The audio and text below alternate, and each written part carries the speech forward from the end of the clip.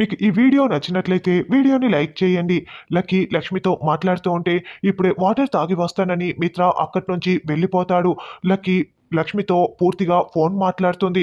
ఆ తర్వాతనే మిత్ర వాటర్ బాటిల్ తీసుకొని లక్కీ దగ్గరికి వస్తాడు. సరే లక్కీ, నీకు బాగానే ఉంది కదా, రెస్ట్ తీసుకో, నిద్రపో అని లక్ష్మి ఫోనుని జున్నుకి ఇవ్వటంతో మీ నాన్నని కొంచెం నవ్వటం నేర్చుకోమని చెప్పు లక్కీ అని జున్ను ఫోన్ పెట్టేస్తాడు. నాన్న, జున్ను ఊరికే తమాషాగా అన్నారులే నాన్న అని లక్కీ అనడంతో నువ్వు ఒకదానివి ఎప్పుడు వాడిని వెనకేసుకు వస్తూ ఉంటావు, సరే పడుకుందాంరా అని మిత్ర తన గుండెలపై లక్కీని పడుకోబెట్టుకొని నిద్రపుచ్చుతూ ఉంటాడు. తర్వాత దీక్షితులు గారు దీక్షకు కావలసిన అన్ని ఏర్పాట్లని దగ్గర ఉండి చూసుకుంటూ ఉంటారు. అప్పుడే లక్ష్మి అక్కడికి వచ్చి, దీక్షితులు గారు మీరు రమ్మన్నారు కదా, దీక్షని మొదలు పెడదామని చెప్పారు కదా అని లక్ష్మి అడుగుతూ ఉంటే, అమ్మ లక్ష్మి, నేను చెప్పిన సమయానికే నువ్వు వచ్చావు, కానీ నీలో సందేహము, భయంతో కూడిన టెన్షను కనిపిస్తున్నాయి, ఎందుకమ్మా భయపడుతున్నావు అని దీక్షితులు గారు అడుగుతూ ఉంటే, మిత్ర గారు అరవింద్ అత్తయ్య గారి సమక్షంలోనే ఈ దీక్షని నేను చేయాలని మీరు చెప్పారు కదా దీక్షితులు గారు, వాళ్ళు కనుక నన్ను చూస్తే ఇంకేమైనా ఉందా, వాళ్ళకి కొత్త సమస్య నేను తెచ్చిపెట్టిన దాన్ని అవుతాను, మరి ఈ దీక్షని పూర్తి చేయడం ఎలానో నాకు అర్థం కావటం లేదు అని అంటే, ఆ దేవుడు ఏదో ఒక మార్గం మనకు సూచిస్తారు తల్లి, నువ్వేమీ అందుకు టెన్షన్ పడకు, బాధపడకు, మనం ఈ దీక్షని పూర్తి చేస్తున్నాం, ఇదిగో ఈ బట్టలు నువ్వు కట్టుకోవాలి, అందులో ఉన్న పసుపు ముద్దని ముఖానికి రాసుకొని పెద్ద కుంకుమ బొట్టుని నుదుటన పెట్టుకొనిరా, అదే నిన్ను మిత్ర అరవింద గుర్తు పట్టకుండా చేస్తుంది అని అనడంతో, అవునా దీక్షితులు గారు, అలాగే మీరు చెప్పినట్లే చేస్తాను, ఈ దీక్ష పూర్తి చేసి మిత్ర గారిని కాపాడుకోవటమే నాకు కావాలని లక్ష్మి చెప్తుంది. అమ్మ, ఈ అమ్మాయిని రెడీ చేసి తీసుకురండి అని దీక్షితులు గారు అక్కడ ఉన్న ముత్తైదులకి చెప్పడంతో రామ్మ అని లక్ష్మిని తీసుకువెళ్తారు. లక్ష్మిని కూర్చోపెట్టి లక్ష్మిని అక్కడ ఉన్న నీటితో స్నానం చేయిస్తారు. ఆ తర్వాత లక్ష్మి పసుపు చీర కట్టుకోవటంతో గాజులు పువ్వులు పెట్టి పసుపు ముద్దని ముఖానికి రాసి పెద్ద కుంకుమ బొట్టు పెడతారు. తర్వాత లక్ష్మి అలా రెడీ అయిపోయి దీక్షితులు గారి దగ్గరికి వచ్చి పూజలో కూర్చుంటుంది. చూడమ్మా లక్ష్మి, ఇక్కడ ఉన్న దీపాన్ని మిత్ర వెలిగించటం ద్వారా మిత్ర చెయ్యి ఈ దీక్షలో పడినట్లు అవుతుంది, అణు అణువున మిత్ర సహకారంతోనే మిత్ర నీ పక్కనే ఉండి ఈ దీక్షని పూర్తి చేస్తాడు, అప్పుడే ఈ దీక్షకి మనకు ఫలితం దక్కుతుంది అని దీక్షితులు గారు చెప్తారు. అలాగేనని లక్ష్మి అంటుంది. తల్లి, నేను మిత్ర గారికి దూరంగా ఉండేటట్లు చేసినా కూడా ఆడదానికి ఐదోతనం అంటే సౌభాగ్యమే కదా, ఆ సౌభాగ్యం ఉంటేనే ఆడది పరిపూర్ణంగా ఉన్నట్లు, మిత్ర గారు నా ప్రాణం, మిత్ర గారికి నేను దూరంగా ఉన్న నా ప్రాణం అంతా కూడా ఆయన ప్రాణాలతో ఉండటమే నాకు కావాలి, కాబట్టి ఆయనకి ఏమీ కాకుండా ఈ గండం నుంచి బయటపడేలా నువ్వే చెయ్యాలి తల్లి అని అమ్మవారిని వేడుకుంటూ ఉంటుంది. తరువాత మిత్ర అరవింద ఇద్దరు కూడా దీక్షితులు గారి దగ్గరికి వస్తారు. దీక్షితులు గారు పూజ మొదలు పెడదామా అని అరవింద అంటుంది. అరవింద, ఈరోజు చాలా మంచి రోజు, ఈరోజు పూజ చేస్తే చాలా మంచిది, ఇదిగో ఇక్కడ ఉన్న దీపాన్ని మిత్ర నువ్వు వచ్చి వెలిగించు, ఈరోజు చాలా మంచి రోజు అని చెప్పాను కదా, రా మిత్ర వచ్చి ఈ దీపం వెలిగించు అని లక్ష్మి పక్కనే ఉన్న దీపాన్ని దీక్షితులు గారు చూపిస్తూ ఉంటారు. ఇక లక్ష్మి వాళ్ళ ఇద్దరిని ఒక కంట చూస్తూ తల దించుకొని మొక్కుకుంటూ ఉంటుంది. అప్పుడే అరవింద మిత్ర లక్ష్మిని గమనిస్తూ ఉంటారు. ఏంటి మిత్ర అలా చూస్తున్నావు, ఈ రోజు మంచి రోజు, ఈ దీపం వెలిగిస్తే చాలా మంచిది, రా మిత్ర రా అని దీక్షితులు గారు చెప్పటంతో అప్పుడే మిత్ర అక్కడికి వచ్చి దీపం వెలిగిస్తూ ఉంటారు. దీక్షితులు గారు ఏంటి ఇదంతా కూడా అని అరవింద ప్రశ్నిస్తూ ఉంటుంది. ఓ ఇదా అరవింద, ఈ అమ్మాయి భర్త కూడా మిత్రకి ఉన్నట్లే ప్రాణగండం ఉంది, ఆ గండం నుంచి తప్పించడానికే ఈ అమ్మాయి ఈ కఠినమైన దీక్ష చేస్తోంది, కాకపోతే వాళ్ళ సమక్షంలో ఈ దీక్షని పూర్తి చేయాలి, ఇది చాలా కష్టతరమైన దీక్ష కదా, కానీ ఈ అమ్మాయికి ఎవరూ లేరు, ఎవరి సహాయం లేకుండా ఈ అమ్మాయి ఈ దీక్ష పూర్తి చేయటం కూడా చాలా కష్టమే, అదే ఈ అమ్మాయి చేత ఈ దీక్షని ఎలా పూర్తి చేయించాలో నాకు కూడా అర్థం కావటం లేదు అని దీక్షితులు గారు చెప్తారు.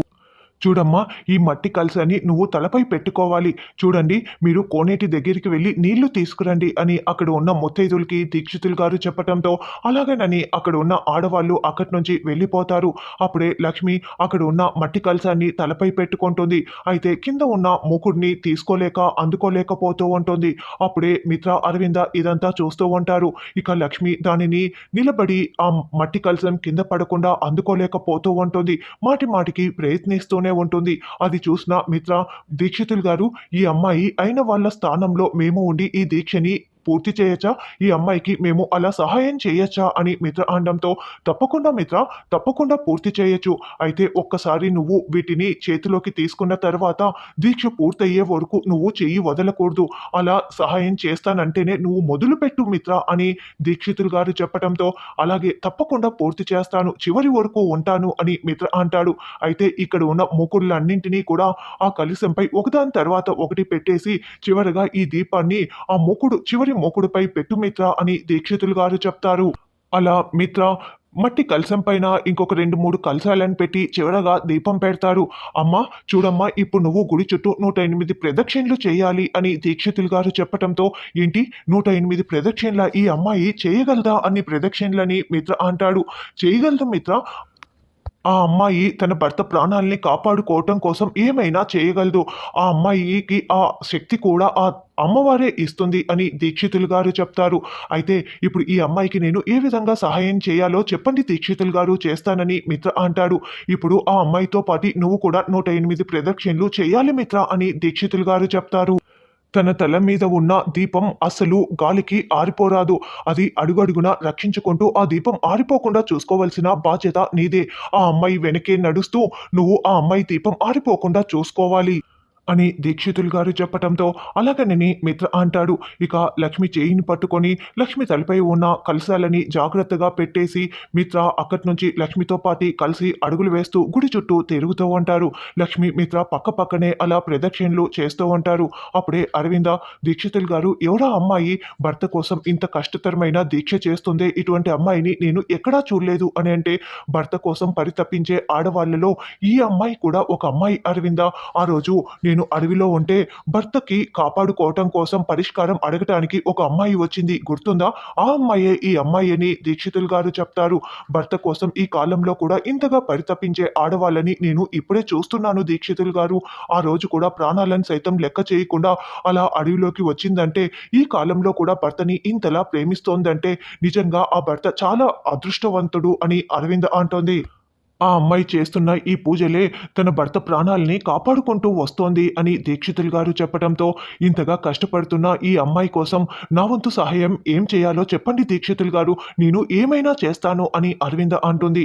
ఆ అమ్మాయి 108 ప్రదక్షిణలు పూర్తి చేసిన తర్వాత ఆ అమ్మాయి నైవేద్యాన్ని అమ్మవారికి సమర్పించి, ఆ తర్వాత ఆ నైవేద్యాన్ని ఆ అమ్మాయి కూడా భుజించాలి. నీ వంతు సహాయంగా ఆ నైవేద్యాన్ని నీ చేతుల మీదుగా తయారు చెయ్యి అరవింద అని అనడంతో, అలాగే దీక్షితులు గారు, నేను తప్పకుండా నా చేతులతో నైవేద్యాన్ని తయారు చేస్తాను అని అరవింద అంటోంది.